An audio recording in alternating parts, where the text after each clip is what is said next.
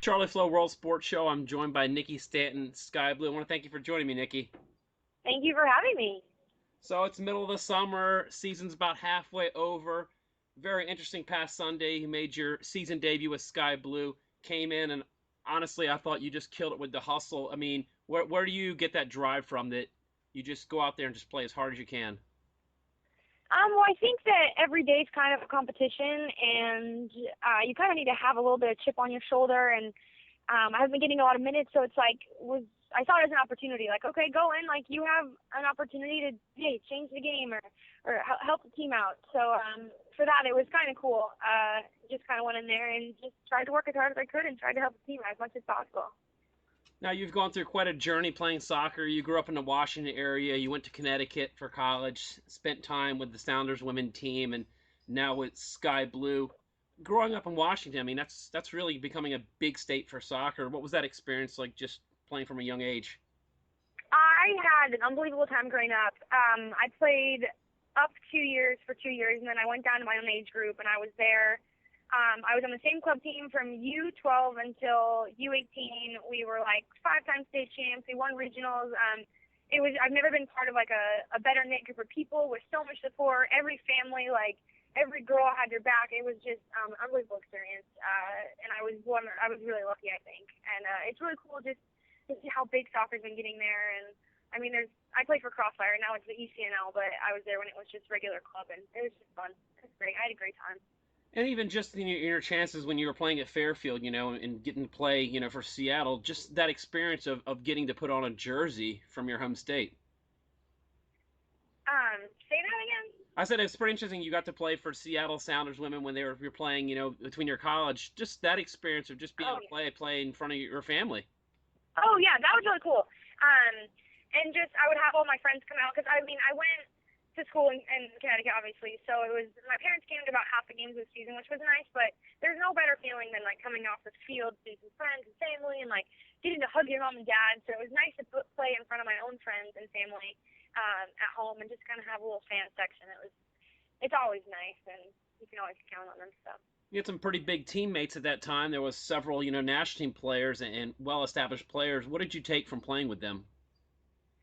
That was a really cool experience. There was Megan Rapinoe, Hope Solo, Alex Morgan, Cesaru, and it was just cool because growing up as a little girl, like, or not even really, I guess that little, but just looking up to them as players and watching them on TV and then being like, oh my God, I'm on the field with them. This is so crazy. And oh my God, we're at a barbecue with them. Or I spent 4th of July at Hope Solo's house one year. It was an unreal experience to kind of be like, hey, guess what? Like, my dreams are coming true. Like, I'm going to dream for my whole life and it's coming true.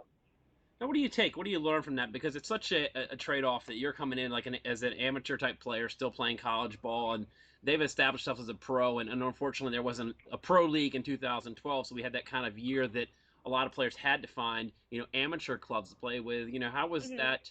You coming as a young player, like the day, just kind of show you the ropes.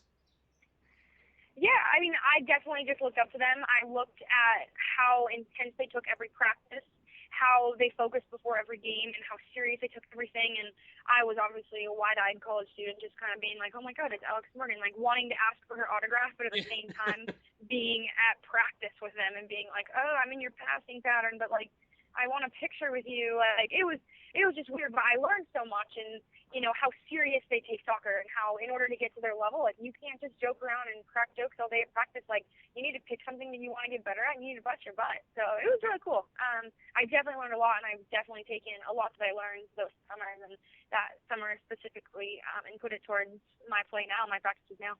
I guess it all comes full circle, after Sky Blue Games now, the club you're currently with, that you do have the little girls coming up to you and asking autographs, and it's kind of mind blowing to think that, hey, maybe some of these girls one day will be your teammate. Yeah, definitely. And it's I know my whole team, and I'm sure every girl in the league, like we look at our fans and all these little girls as like they're the reason why we're out here, to grow the popularity of the sport. And I just think every day we're so lucky to be where we are and given this opportunity. So I just think it's so funny that girls want my autograph, because I remember like when I was younger and I wanted the Seattle Sounders women's autograph, and then now girls want mine. It's weird. I'm still not used to it. And people are like, oh, number 7, number 7. I'm like, what? what? You want my autograph? Can I have yours? I don't know. It's weird. Yeah, it's interesting. I mean, when you got a teammate, Rampone, who now just turned 40, that a lot of us, were just little kids when she started playing pro. So I mean, I'm sure that's been a little eye opener, going out in the field with her and practicing with her every day.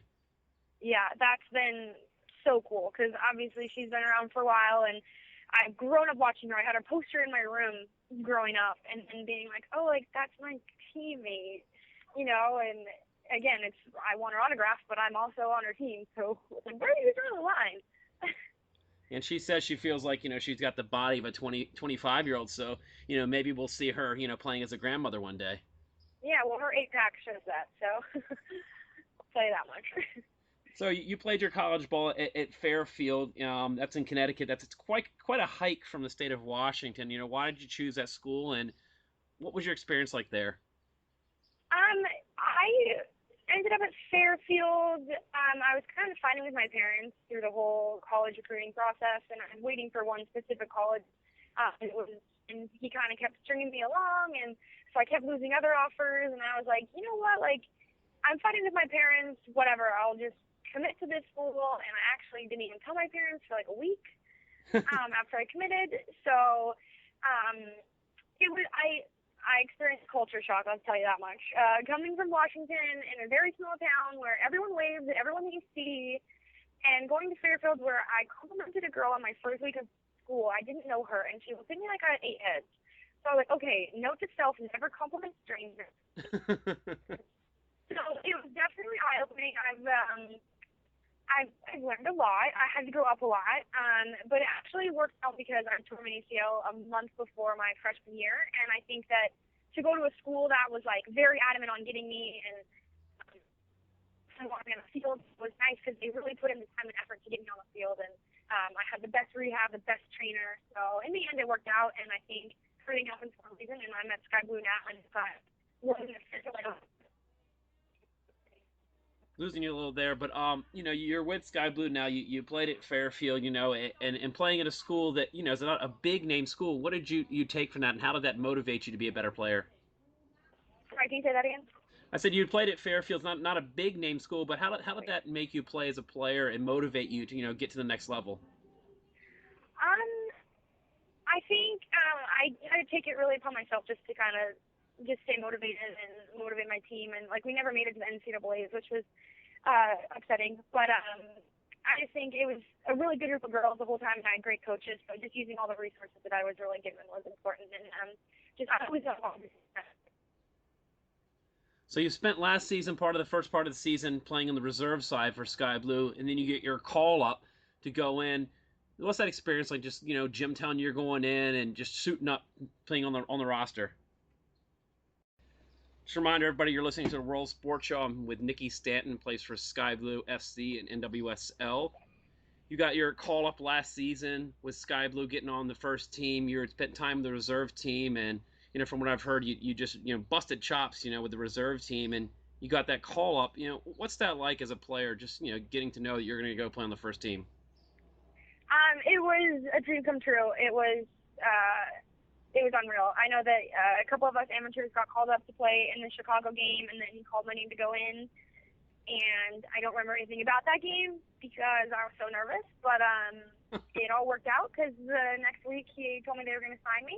I about passed out. One of the best days of my life. Still to this day. It was just great.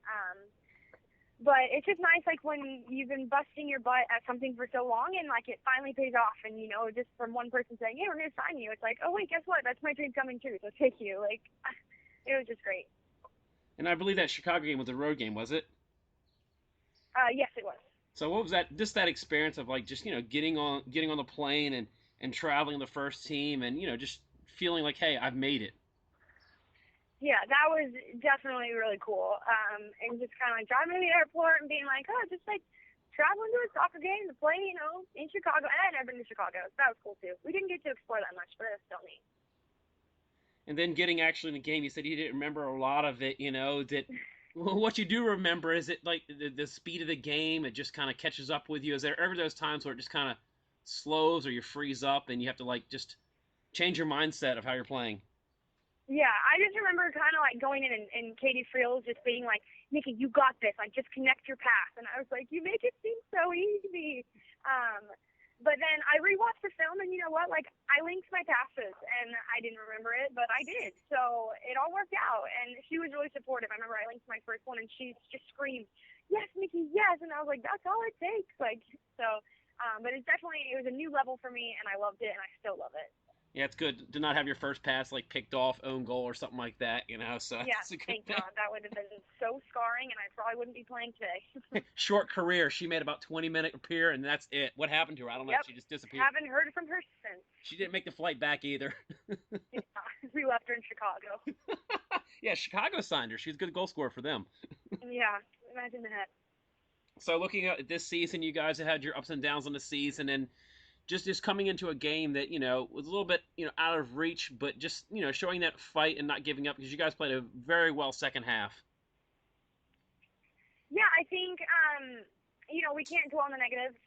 We had chances, we just didn't put them away, and that's unfortunate, but it's going to happen. I think moving forward, we know what we need to fix, and we're just going to keep working on them, and I definitely see some wins in our future, hopefully on Friday. Definitely, it's an interesting mix when you play Portland on Friday, then you turn around a week later and play them back here in New Jersey. Yes, and we're going to win both times. There we go. I like that attitude. Now, as a player, are there any things like like superstitions or like playlists or things you do? Because some players are superstitious, some just like, I don't give a crap, I just play. I'm so superstitious to the point where I can't even say my superstitions because I might become less superstitious. Somebody might steal them and start using it, and then you'll have multi Nikki Stantons out there killing. And then everybody would know my secrets and why I am the way I am. So. Anything you can share? Is there any like maybe food habits or ones that you can share, like a certain thing you got to do, like tie your left boot before your right boot or such? I have like the meals every day, and they're always healthy and high in protein. Usual, just health nut athlete. But other than that, like they're mostly. Sometimes they do change. Like if say I do something a little bit different and I play deader, then I'll be like, oh, this is my new superstition. So, so it's flexible. It can change, right? Yeah, and they change often. No, because I used to have one of the things. It's really gross. I wouldn't wash my socks the entire season. I mean, the point where the coach, oh, that's dude, you got to clean your socks, man. Yeah, that's really gross. Won't get in details of the other things I wouldn't wash. This is a kid's show, so. Ew, yeah. But moving forward, with the team, I remember Coco joked last year that you guys, when you had your massive win streak, you guys started going to Chipotle a lot. Oh yeah, that was awesome. It would be like Chipotle, and like there were like 2 or 3 people that hated it. Everyone else absolutely loved it, and I absolutely loved it because like we could get guac, and usually when you go to Chipotle and you're on a budget, you don't get guac, but we got to get guac, so I loved it. It was great, and hopefully we start going there again. I think that might help us.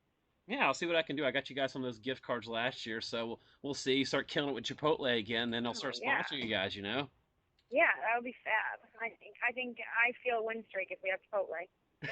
Do you are you gonna name any of the teammates that don't like Chipotle? Because I feel like that's a crime to not like Chipotle. Oh, I completely agree. I could live off Chipotle. Now that I see that we went to Chipotle before Kansas, and guess what? We won that game. So hopefully we go in Portland. Share that with the coaching staff that they have to bring you some catered Chipotle, and you guys are undefeated with it. Good Jimbo Slice, take us to Chipotle. We might get you a win. I mean, you guys hold the cards, right?